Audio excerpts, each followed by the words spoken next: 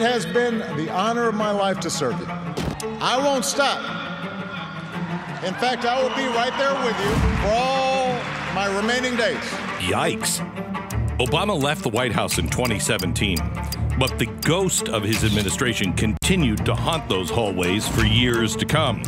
Now, with their beloved VP in power, those ghosts are reappearing once more. Obama and his groupies have found the perfect puppet to finalize their radical plans. And those plans are already well underway. We need to make equity and justice part of what we do every day. Wait a minute. Already signed more than a dozen executive orders. What happened to the Joe Biden that believed this? Things you can't do by executive order unless you're a dictator. We're a democracy. We need consensus. Obama is what happened. His radical minions is what happened. And the president that is so dangerously malleable to the wishes of his party is what happened. And now, thanks to their masterful planning, they're inching one step closer to enacting the Great Reset. I see the need for action. I see the need for a Great Reset. A proposal that will change not only America, but it will change the world forever. Goodbye, private property. Goodbye, free market capitalism. Goodbye to the American dream that has defined this nation since its birth. Tonight, I'll show you how Obama's radicals are pulling the strings to make sure this Biden administration follows along to a T. I'll show you how it's begun in coordinated steps from Davos to the White House. Tonight, how Biden will complete Obama's radical transformation of America. I think I just peed my pants just a little. Tonight's episode, a little bit spooky. We are now 2 weeks into Joe Biden's administration, and the fundamental question that we all need to be asking tonight is, who's really running things right now? I want to start here. I've played this before, but listen to John Kerry. Are we expecting too much too soon from the new president, or is he going to deliver first day on these topics? The answer to your question is no, you're not expecting too much. And yes, it will happen. And I think it will happen with greater speed and with greater intensity than a lot of people might imagine. It's going to be great. They're not talking about everybody gets a lollipop. They're talking about the Great Reset.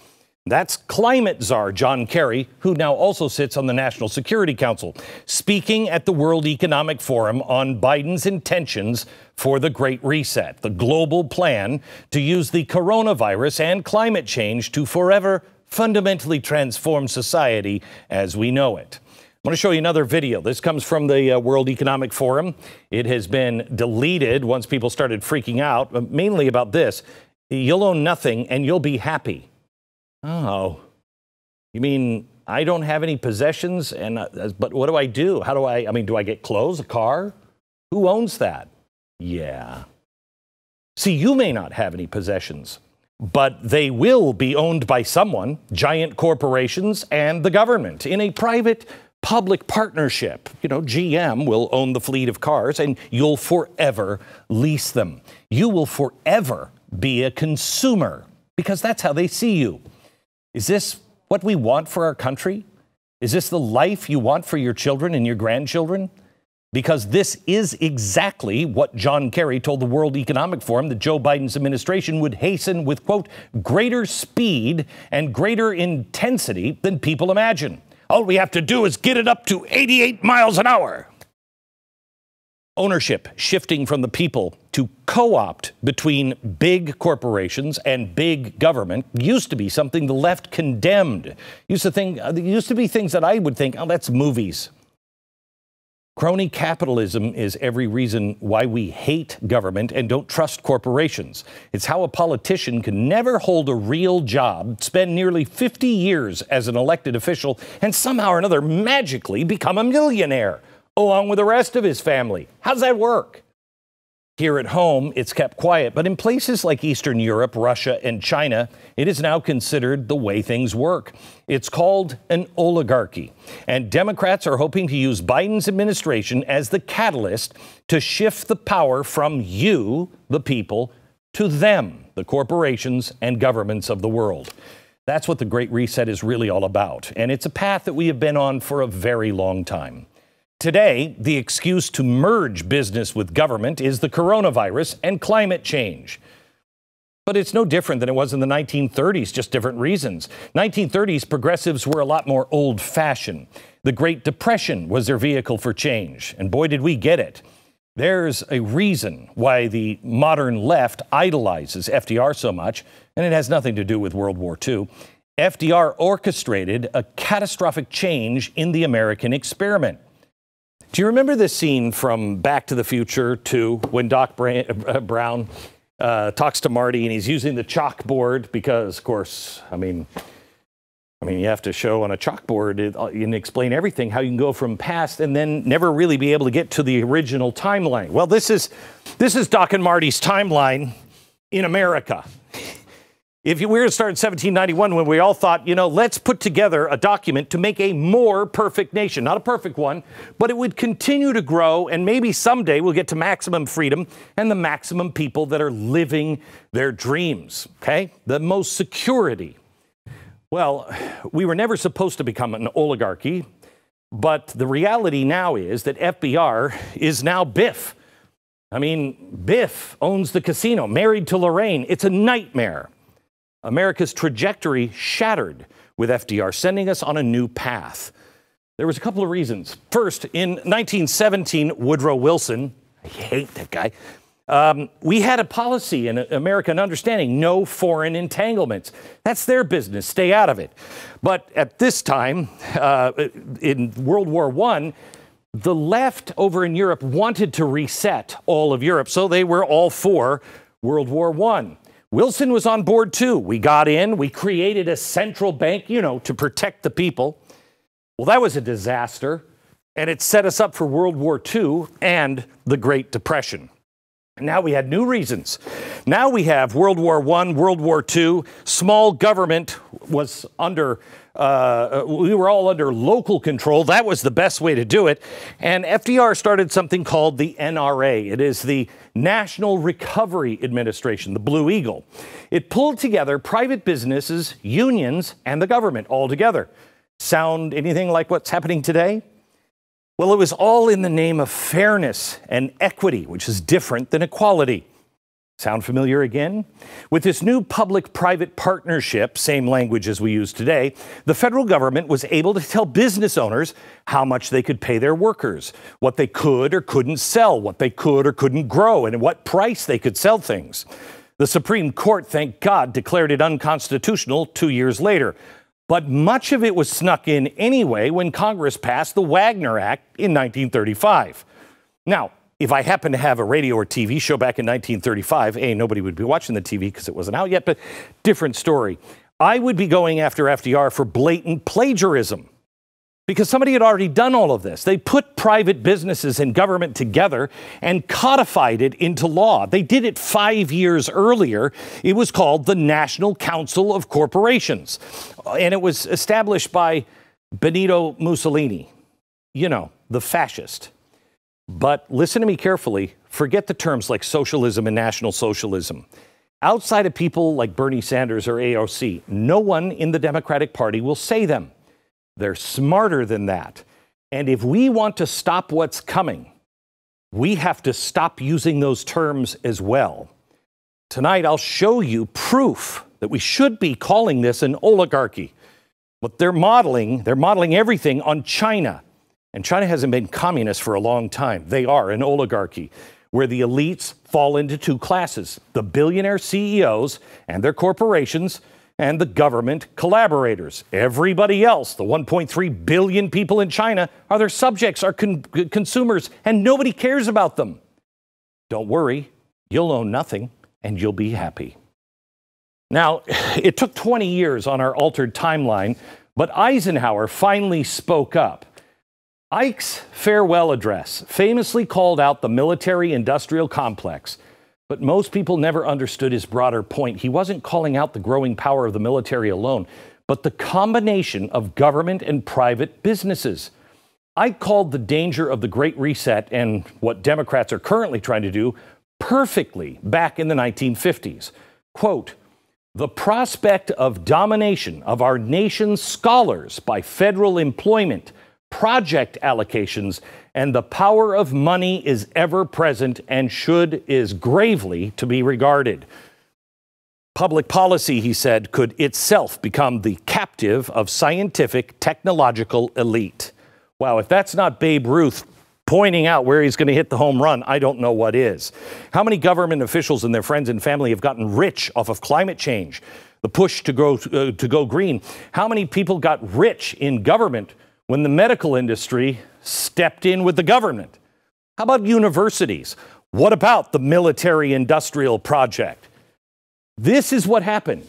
We had World War II. We started doing public-private partnerships with the NRA. Then after World War II, we had the bomb. Now we were trapped. Everybody's freaking out. We have to have the bomb.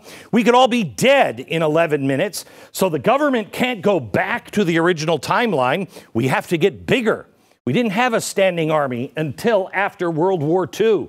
And then in the 1960s, something else changed. Let me ask you this. Let me go back to the public-private partnership. Why did Biden kill the XL Keystone Pipeline? Did he consult with anybody in South Dakota? Did he talk to any of the workers on the pipeline? Was it really for the environment? Because the transport of all that oil is just going to be moved on to the railroad tracks, which is much more dangerous. And much of that will be transported by Warren Buffett's BNSF Railroad. Buffett's about to pile on a few more billions to his stash. Now, I'm sure this little government favor had nothing to do at all with his relationship with Biden.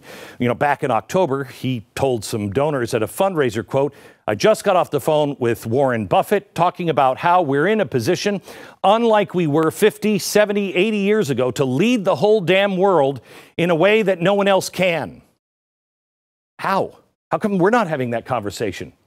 And I wonder if that conversation also mentioned the piles of money Buffett would make once Biden killed the Keystone Pipeline.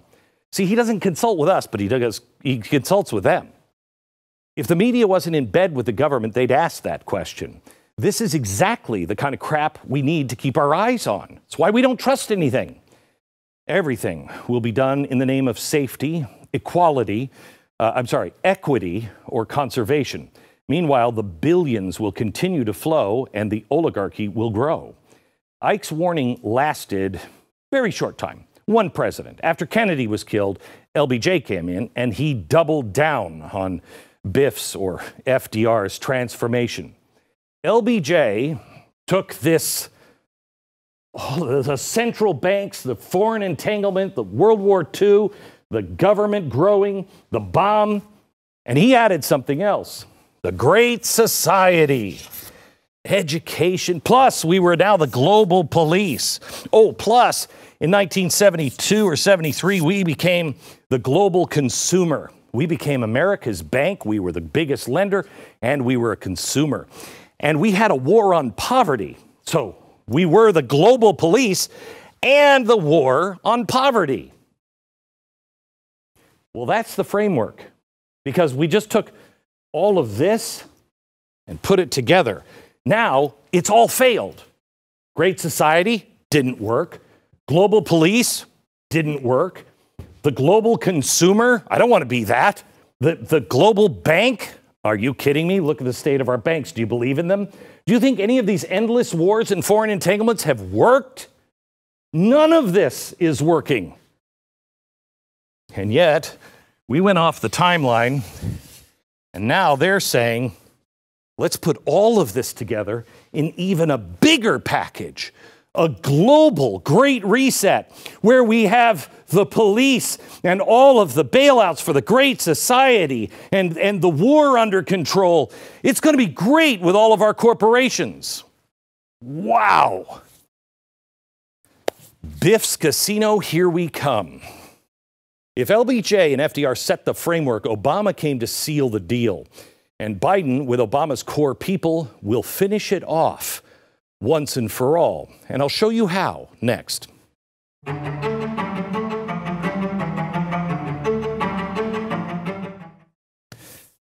Okay. Boy, I had Harry Dent on today. Holy cow, he's an economist. That was the scariest hour I have done. He's talking about what he sees coming in the next 45 days, and he thinks all of this is going to blow up in the next 45 days, economically. I hope to God not. But he may be right. He's been so right in the past.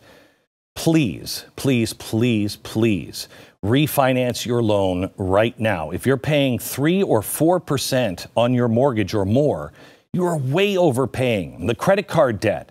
You don't like to think about it, I know, but what are you paying in percent? What are they charging you every month? Plain and simple, if you're a homeowner, it's about the best thing you can do. Refinance your mortgage. Get a consolidation loan. The people at American Financing can walk you through what that might look like. They're not in it for the bank. They're in it for you. I want you to do this, please, tonight or tomorrow. Please. You can save an awful lot of money, and you've got to get your financial house in order. 800-906-2440. Go to AmericanFinancing.net.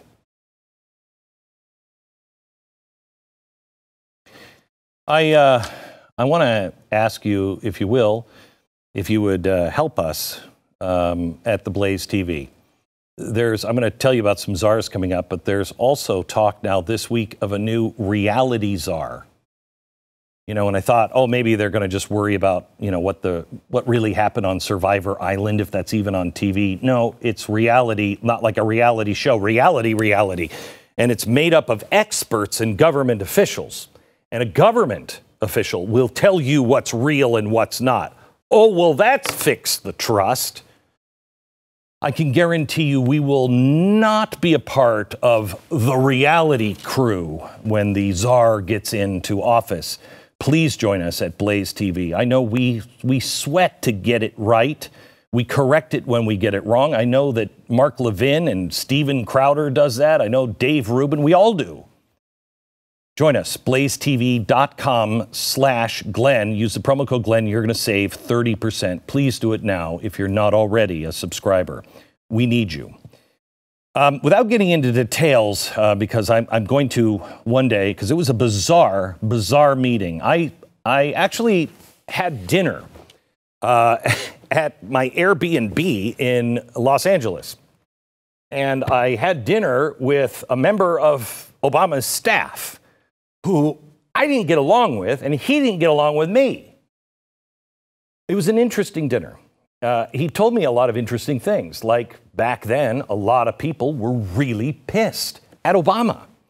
He had all the right people in place. He had full control of Congress, but he failed to deliver on everything they originally set out to do. He set out instead, once he got in, to become rich and a power player. He started listening to the Clinton people, and it all began to derail for anybody who was actually a believer in what he said.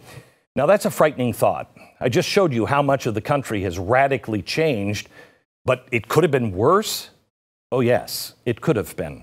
I know. I had dinner with one of the architects. All the right people were in place, and surprise, surprise, they're back in the White House with Biden, except for this advisor. He's no longer radical enough. This time, they are not screwing around. If you thought it was bad under Obama, get ready for what they wanted to do, but they're going to do it at a hyper-accelerated pace. The Obama administration emphasized radical differences and destroyed race relations. Black Lives Matter began under his watch. They also jumped on board with the UN Agenda 21, centering U.S. policy around a radical green climate agenda. They created new government positions, like, remember Van Jones, the Green Czar, who would sometimes hint that climate change was racial justice, and they were linked. Jones would go about greening the ghetto. He would talk about reducing poverty while saving the planet. Well, Biden didn't bring Van Jones back, but he did take Obama's former EPA head, Gina McCarthy. She's the new White House climate czar. Similar to Jones' position, yet that's another made-up job at the White House that you don't really know what they do. And if you thought the Obama administration's ridiculous hints at social justice and climate change were linked, listen to this from McCarthy. Climate change is an intersectional issue, and I'm going to tell you why. Climate change is a racial justice issue because it exacerbates the challenges in the communities that have been left behind. It goes after the very same communities that pollution has held back and racism has held back. Yeah. Well, if you thought COVID was smart, you know how it cleverly knows to infect people in like restaurants or gyms, but not movie sets or in Walmart. COVID ain't got nothing on climate change. Together, it colludes with pollution and racism to hold people back. Kind of sounds like a scary Stephen King novel. Before anyone was talking about the Great Reset, the Obama administration was helping set it up by pushing the global Paris Agreement. Then Secretary of State John Kerry was instrumental in crafting and adoption. But Trump pulled out and the left just freaked out. The Paris Agreement, we got to have that. Why? Precursor to the Great Reset. And of course, Biden is rejoining it. In essence, the Paris Agreement places a foreign government body in control of our policies. The Heritage Foundation ran the numbers and found that the regulations we'd be subject to would destroy hundreds of thousands of jobs. But don't worry, it's good. It's good for the environment. It would harm manufacturing and kill $2.5 trillion in GDP by 2035. But don't worry, you don't have anything to buy because you're not going to own anything. The agreement requires the participant countries to provide $100 billion a year.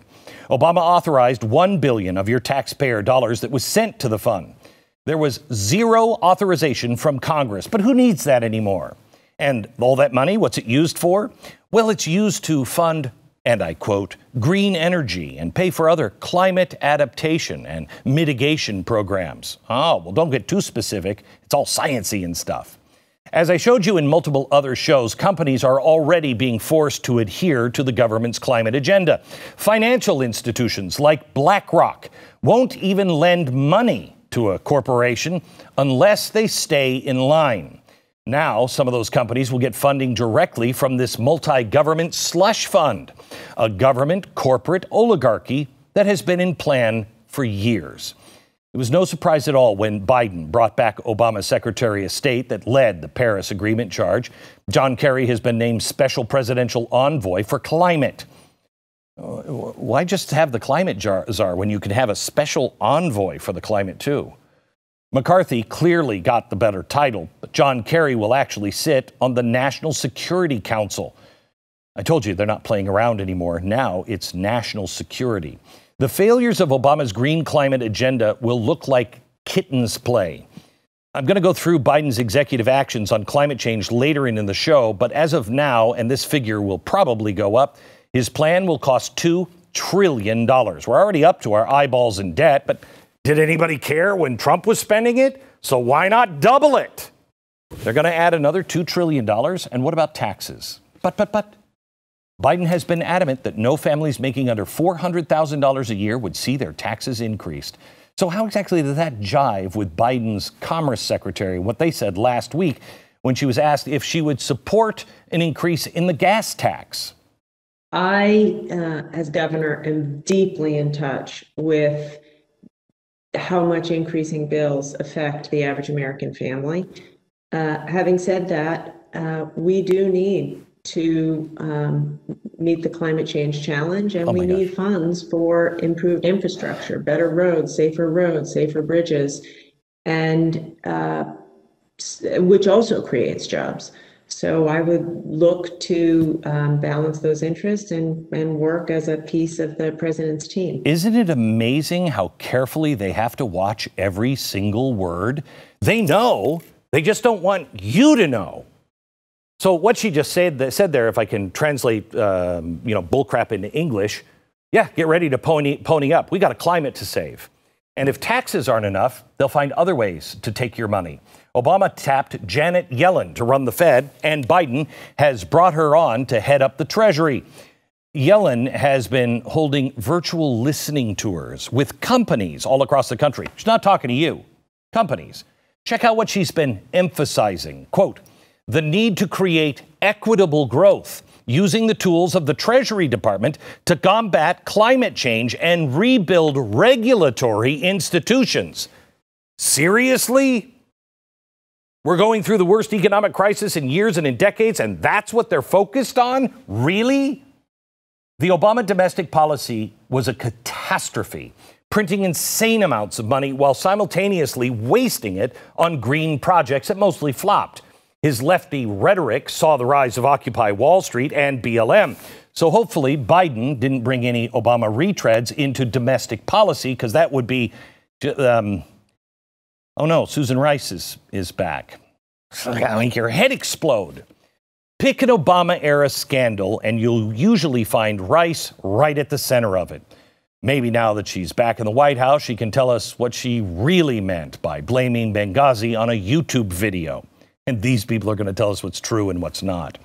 Maybe she can explain that mysterious email she sent to herself on Trump's inauguration day, where she said Obama told intelligence and law enforcement heads that basically he said, hey, we did everything the book, we didn't have you guys, you don't have to look. We didn't do anything illegal, right? I mean, that's really. Can she also explain why she was unmasking the names of Trump officials and how those names were getting leaked to the media?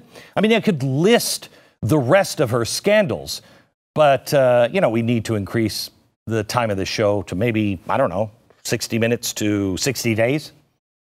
But let's forget about her shadiness for a second. Rice has zero experience in domestic policy. Her entire career has focused on foreign policy. Is that maybe because we're going through a color revolution here and she's got plenty of experience? I mean, what else could she possibly be there for? I find it hard to believe the GOP would make it easy for Rice to get confirmed in the Senate if her position required it. Is that the reason why she was given this job? The head of Domestic Policy Council doesn't require Senate confirmation. So what is her real job? Is it to run cover for all of her boss's mistakes? Because that is a full-time job, and she has experience in it. If they're all about to shred the Constitution in the name of COVID and climate change, Susan Rice, she might come in handy. There are more Obama retreads in the Biden administration than I have time for. I didn't even get to the foreign policy people. People like Anthony Blinken, Victoria Nuland, all the names that we had on our chalkboard, during the Biden scandal. They're all back with Biden, and they're all around while we were destroying Libya, arming terrorists in Syria, and supporting a coup in Ukraine. Are we really supposed to believe that now everything will be different? Why does it feel like all the people that Obama gathered to fundamentally transform this country have now made it back with Biden? They are the ones that will make sure the letdown from Obama won't happen this time. What we're definitely now seeing is that Obama, what he started, is currently being consumed at pursued at a hyper accelerated pace. Last week, Biden launched an unprecedented amount of executive actions. Guess what also was happening at the exact same time? Leaders from around the world gathered virtually to discuss one thing. You won't believe these were happening at real time. And in fact, those global leaders got news about our country before you did. Back in a minute.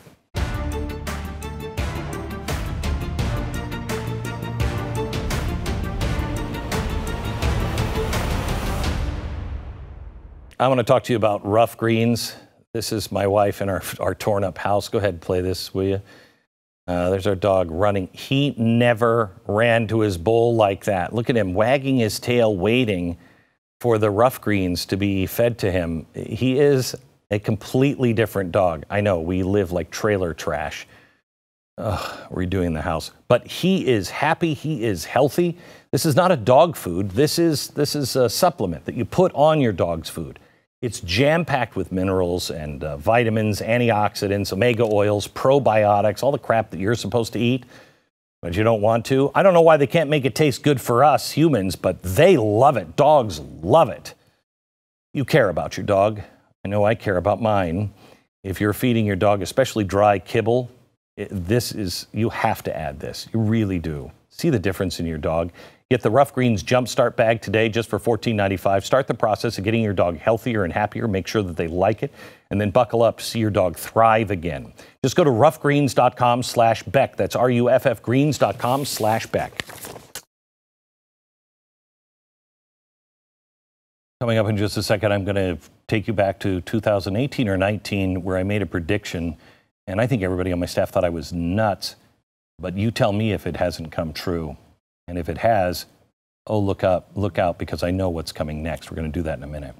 Last week, as Joe Biden was busy setting a number of records, breaking all of them on executive orders, yay for unity, the World Economic Forum convened to discuss the Great Reset. And it gave us a unique opportunity to see the Great Reset leaders in Davos talk theory while Joe Biden's administration began taking actual action on that policy. The typical high-level players all made an appearance. I mean, look at the list of headliners: the president of the European Commission, the heads of state from France, Germany, Singapore, China, India, the financial heads from the European Central Bank and the International Monetary Fund. But it's no big deal. Fact checkers there have, let us know that the WEF has no real power. I mean, sure, leave out the fact that every major country and company in the world, including the UN, are participating, so you can see how ridiculous it is to say these people have any power. Last Wednesday, our own special envoy on climate, John Kerry, dialed into the conference, and here's what he said. Let me just say to you, President Biden is totally committed to this fight. He understands what we're up against. And that's why he ran on the most ambitious, comprehensive climate platform of any presidential candidate in U.S. history. It's why he made Building Back Better, investing in clean energy and clean transportation to create millions of jobs. He made it a pillar of his campaign and now a centerpiece of his presidency. It's the reason today, 1 week into the job, the President Biden will sign another series of executive orders that continue to advance his climate agenda. Here's what's interesting. I want you to keep in mind, the last time Kerry spoke with the World Economic Forum, he said Biden would pursue the Great Reset more rapidly than people would realize. Now, last week, he reaffirmed that at full speed ahead. And his invocation of Building Back Better isn't even Biden's slogan. They got it from the Great Reset and the World Economic Forum. But remember, the WEF has no real power. There's nothing to worry about here. So while we were watching this, not 2 hours later in the White House, they announced a new set of executive actions specifically on climate change. Now, I want you to think about that here for a second. The World Economic Forum, the global leaders, all of those people in Davos found out about our climate initiatives before you did. Who are they serving? Biden's orders include declaring climate change as a national security priority. This is kind of a big deal, which is about a millimeter from what we all know is coming.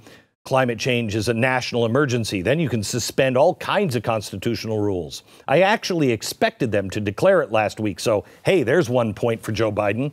The full list reads like a declaration of war. It orders every federal agency to comply in some way or form, even including the Director of National Intelligence. It establishes a brand new office called the White House Office of Domestic Climate Policy, as well as the National Climate Task Force. What are they going to grapple down Niagara Falls? Yeah, got to shut this water down, wasting too much. What is that? Imagine if we could get this kind of attention on aliens. We'd be taking vacations in Andromeda this summer instead of Cancun. Oh, you can't go there. The orders contained a lot more, including the conservation of 30% of all federal land and oceans by 2030. That's a really big deal we should talk about sometime. The cancellation of new oil and gas leases on public lands and waters. But I am also really interested in little things like this. The establishment of the Civilian Climate Corps Initiative. Sound familiar? We exposed this at Fox and they shut that down. FDR did something similar in 1933. They created a Civilian Conservation Corps facing insane unemployment, around 25-30%. The federal government put people to work and they were like, here, go out, plant some trees, do other things, build some parks. Now, I pretty much don't agree with FDR on anything. But hey, I mean, you got 30% unemployment. That's insane. You got to do something. Okay. But we don't have 30% unemployment. How is it something like this is even justified? Current unemployment is sitting at 6.7%. And there's more states that have lower than 6.7, you know, if they're the ones that open back up. Details on what people are actually going to be paid and what they're actually going to be doing in the Climate Corps, kind of vague, but the last line in the description says they will be, quote, addressing the changing climate. Oh. So does that mean they'll be working for the government or maybe a public-private partnership, one of these subsidized companies, while at the same time getting their paychecks from the federal government? Oligarchy much? Let's say you're one of the companies that doesn't play ball. You're going to have to compete with other companies that are getting federal subsidies and possibly some free labor on the side. Somehow, I don't think this new Climate Corps is just going to be, you know, hopping around planting trees. Maybe I'm wrong. Biden's flurry of executive orders is insane. He signed 40 in 2 weeks. Now, you know, it's uncanny how similar Biden's actions line up exactly with what was being spoken about simultaneously over at the World Economic Forum. It's weird. Kind of like his barrage of executive orders on equity. You know, I kind of thought discrimination was already illegal, but what the heck? Let's sign a few more orders. Not for redundancy, but for the sweet virtue of it all. Equity and racial justice were two of the main topics covered on the Great Reset. One was the featured panels that was incorporating critical race theory, although they didn't call it that, with economics. It's lunacy. Watch this excerpt. We need a new industrial policy that centers workers, that centers people, both domestically and abroad, coupled with explicitly anti-racist and anti-sexist economic rights. Okay. Do we really need that? I mean, really, a new industrial policy to address racism? I mean, sorry to sound like a boomer here, but this is commie bullcrap. You know what I'm saying? Just a little bit. What they're trying to sell is the system is so racist, we need a global entity to help tear it down. Oh, and workers of the world unite. The person speaking is Derek Hamilton. He's a professor at the New School for Social Research. It might as well be known as Progressive University or Communist U. Hamilton was also the economic advisor to Bernie Sanders. These are the experts the WEF brought together to sell the Great Reset. To who? Not you. They're not even slightly trying to hide what their political ideology is. It's important, though. They're not going for Marxism. They are using Marxists. They are going for an oligarchy. Some of the wording and terminology used in Biden's executive orders look like they were copied over from what was going on in Davos. The Great Reset folks want us all to know that COVID response should be evidence-based. Well, file this under thanks, Captain Obvious. But evidence-based is not really how I would describe the world's response to the coronavirus. You? Likewise, Biden wants us all to know when it comes to science, quote, evidence-based policymaking and evidence-based decisions, that's what we're all about. Okay, all right. Well, maybe you can do that now with the unborn and gender. If we weren't running out of time, I'd wait. Back in a minute.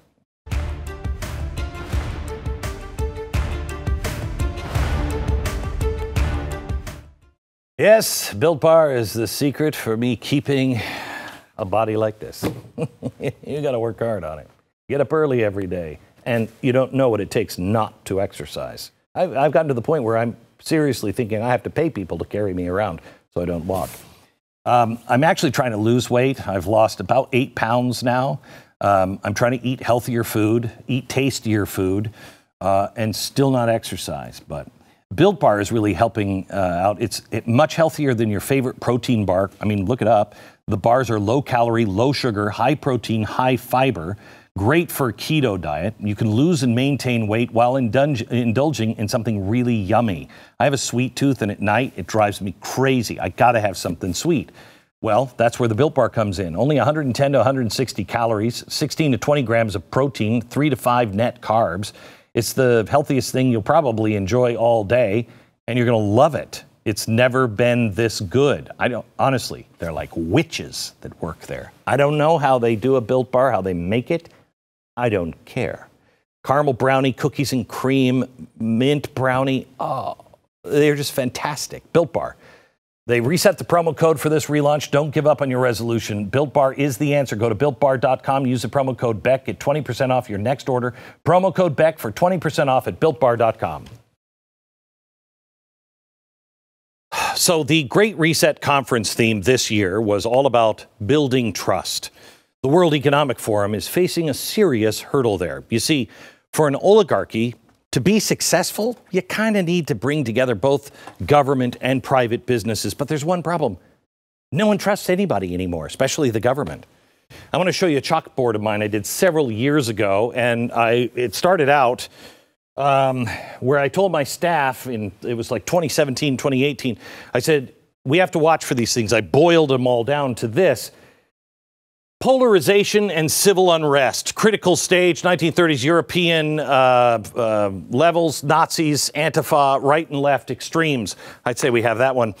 Economic destabilization, critical stage, central bank failure, stock market plunge, price collapse.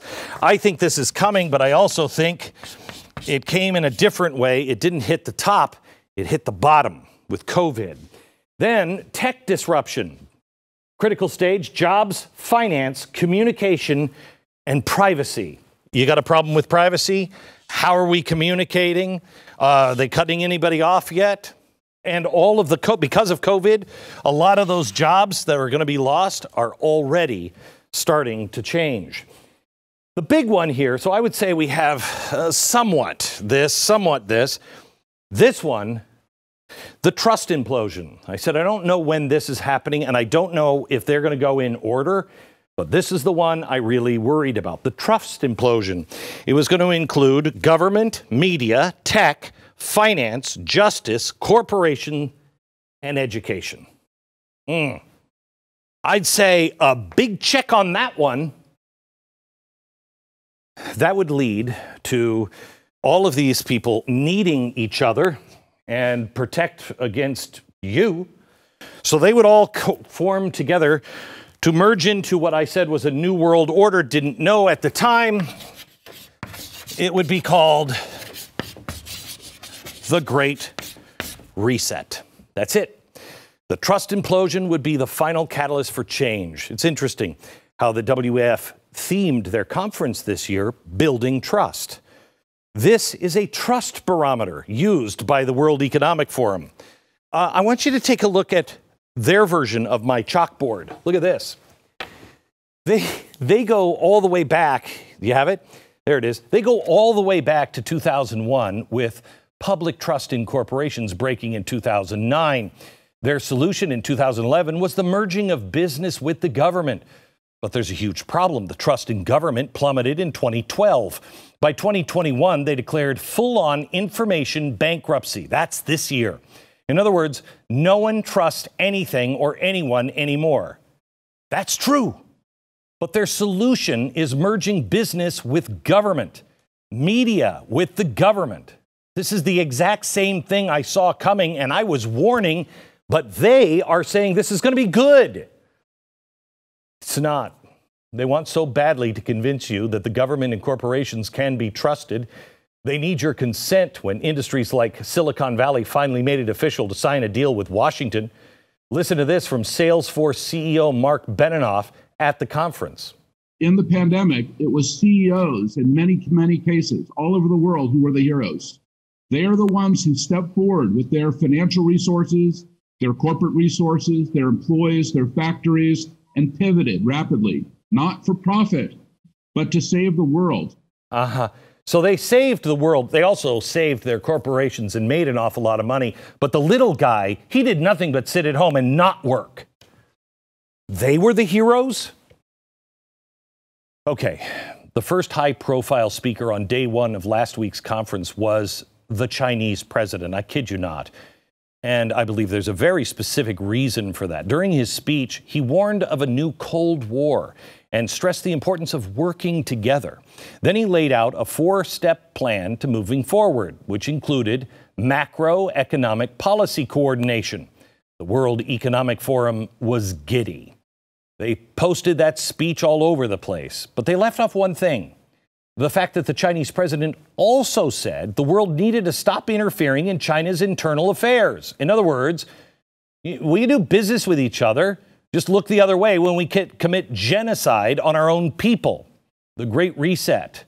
Those people want the world to emulate China's economic model, but they conveniently ignore their human rights abuse. I have a little question for them. What do you expect from an authoritarianism? The human rights abused every single time there's an autocrat in. Because China sees their people as consumers only. That's where the world is going. I've been sounding the alarm over financial institutions, especially lately BlackRock, who has multiple people right at the presidential level with the Biden administration. They are advising the Federal Reserve who to invest in the stock market. Now, they've said publicly that they're going to stop giving money to companies that don't adhere to their climate agenda.